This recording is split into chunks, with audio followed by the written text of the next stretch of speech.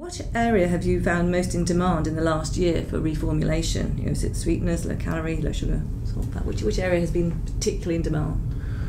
I would say that the low salt and the low sugar are probably on a par. High demand there. As to how do you go about reformulating? How can we? I mean the other big aspect. Sorry, slightly tangential to what we're talking about, but cost would be another major reason for reformulation. And again, the taste aspect there is critical, obviously with the financial situation in the world today. This year, raw materials are expensive, so commodity prices are going up. Customers are looking to reformulate, so the taste space comes in again. And if you're working with a customer with a number of areas that you can play, if you like, with the different materials to keep the taste the same but deliver a cost benefit to them, then that's actually another area, as well as the sweetness and salt reduction that's been big in the last year. Great.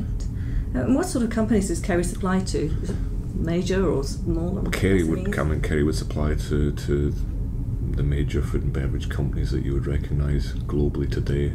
We'd also supply to major national companies, and various areas would be supplying to companies, SMEs, and smaller. And what types of food and drink are Kerry products used in particularly? Particularly, you're probably in or everything. Everything. I mean, in a normal day or week, you would be eating products. Take it from alcoholic beverages, soft drinks, cereals, bars, yogurts, ice cream, dairy products, cheese, spreads, meat, you name it, snacks. Kerry products, Kerry technologies will be incorporated somewhere in pretty much every end-use market, is what the term we would use, end-use market application. Very wide. Just a question about acquisitions. I mean, Kerry recently acquired Cargill Flavour Systems. What position does this give Kerry now in the global flavours marketplace? We're obviously the final parts of that acquisition are going through with Cargill, and that brings us again geographical expansion as well as flavour portfolio expansion. To answer your question, I mean, position in terms of global flavour companies, it's a debate that's often had with many of the people in the market and our customers as to where do we fit. Depends on how you classify that. We would be one of the major players in the traditional view on the world, but we, again, I would say, because of the range of technologies we have, makes us fairly unique in terms of how you measure us and how we fit in. But we would have significant flavour capability globally with our flavour technology and the various aspects of flavour associated with that. So what makes you unique in comparison to other companies then that consider themselves to be great flavour companies?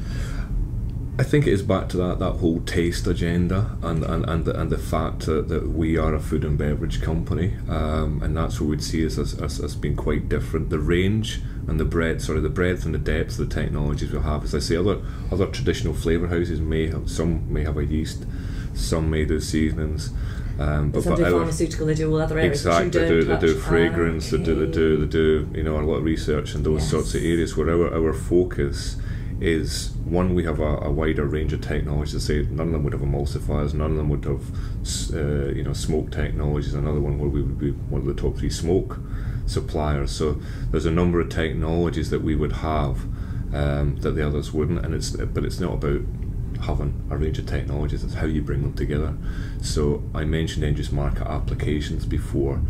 That, over the last, again, in the One Kerry journey, is a critical aspect as to how we engage with our key customers going forward, and it's having applications and understanding how to make that alcoholic beverage but bring together the Kerry technologies into it, or how to make that meat marinade system so that you understand the functionality of the bite, you get the flavour delivery, the encapsulation releases at the right time. It's about how you bring that together into the application for the consumer, and that's where we would see ourselves as being different as to how you bring that together to the customer.